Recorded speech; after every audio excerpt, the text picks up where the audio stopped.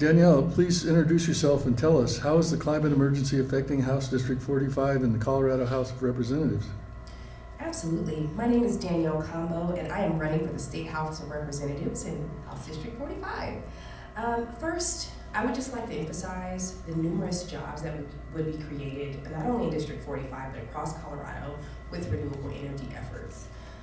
We have tremendous amounts of wind and solar that we could build and develop, and jobs that are created with renewable energy resources are 12 times that of oil and gas. And so that's something that we certainly need to consider as a state and as we look toward our growth and job creation to fill those opportunities. Colorado is one of the most beautiful states in the Union, and it's because of its natural landscape. That's what we hold dear. It's our Colorado way of life, and I certainly would hate to see that impacted by things like hydraulic fracking. We sit on the Niobrara Shale, and that's why fracking is so popular here and why they're pushing against Initiative 97, which would basically reduce it by 80% in terms of the oil and gas industry. And so that's a huge hot topic.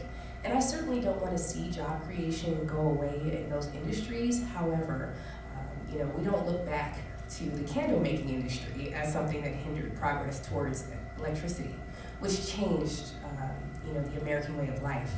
And so as we look toward the future, we need to be looking for opportunity to be forward thinking and just really thinking about the future of our children and what legacy and environment we're leaving for them.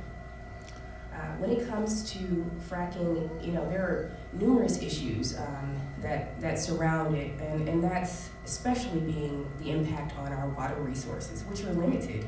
They are not infinite, they are definitely finite, and so it's important for us to protect those resources with everything we can, and that includes reducing the amount of fracking, which with the chemicals involved and the amount of water that is used, our water resources that are so precious could be greatly impacted.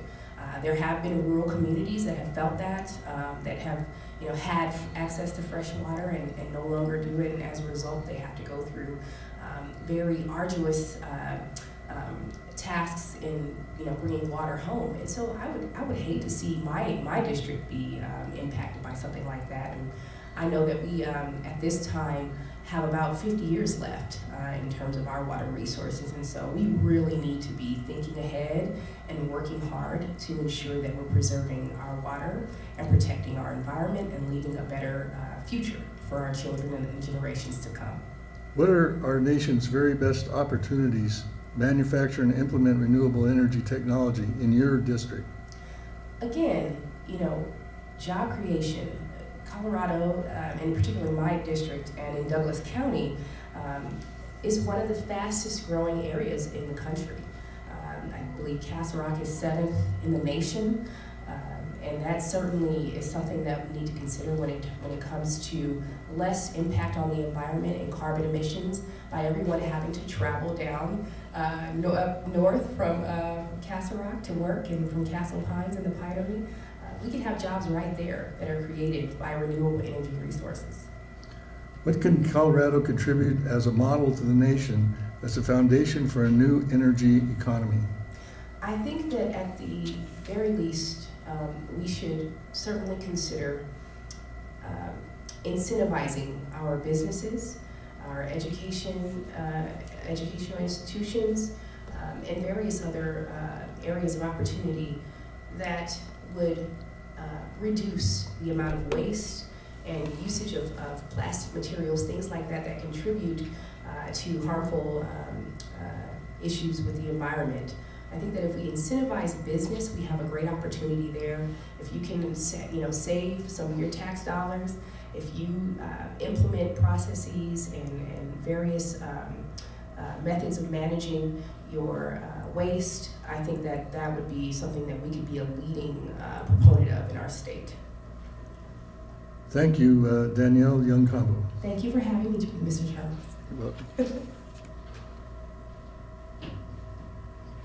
How'd that sound? Phenomenal. It was good? Yeah. Awesome. So, do you guys know that we have one of the only schools dedicated to